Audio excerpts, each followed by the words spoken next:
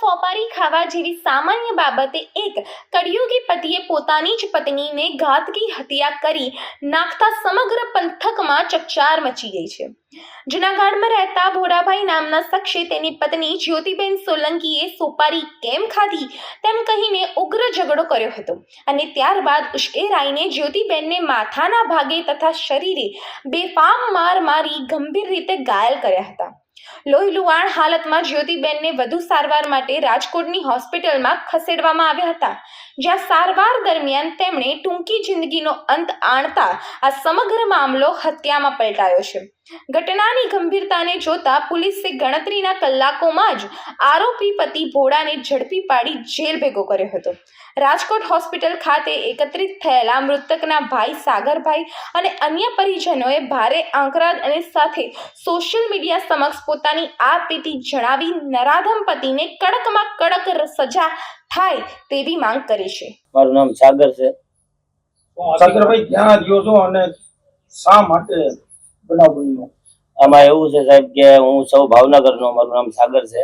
અમે 8-9 વર્ષથી રહી છીએ જુનાગઢમાં સક્કરબાગ પાસે, અને અમારા દીકરી છે એ વ્યક્તિ ભગાડીને લઈ ગયેલો છે।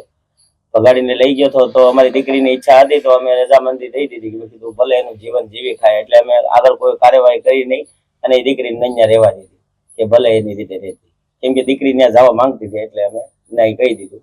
પછી આમાં એવું છે કે દીકરી અમારી બહુ ભોળી જ હતી, કોઈ દી સામું બોલે નહીં, કોઈ જાતના લક્ષણ નહોતા દીકરીની છોકરીને, અમારી બેનને। પછી આ ભાઈ છે તો 5-6 દિવસ પહેલા અમારી ઘરે આવ્યો।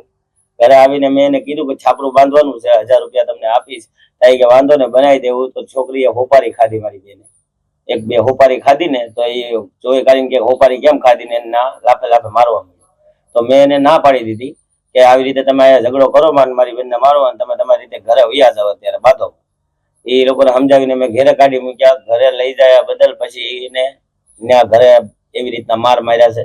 પાછી ઘરના બધા એના હતા સભ્ય તોય હાજર, તોય તેમ માર્યા, એટલી મારી છે દીકરીને, કોમામાં ગાળી દીધી।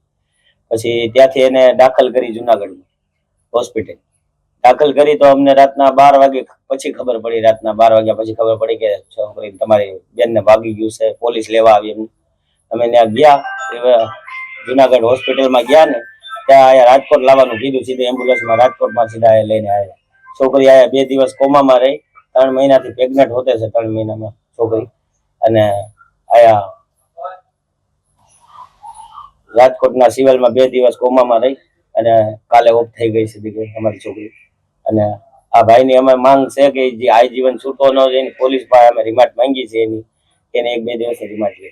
હવે તમારી માંગણી શું છે? અમારી માંગણી એ છે કે એને આજીવનના જેલમાં એને છૂટવા નથી દેવો ને એની રિમાન્ડ પણ લેવી છે। મારનાર કોણ છે? એ જે ભોલો, એનું નામ ભોલો છે, અને ભોલાભાઈ, રહેવાસી જુનાગઢ ધરાનગરમાં રહે છે, ભોલાભાઈ ગોવિંદભાઈ સોલંકી એનું નામ।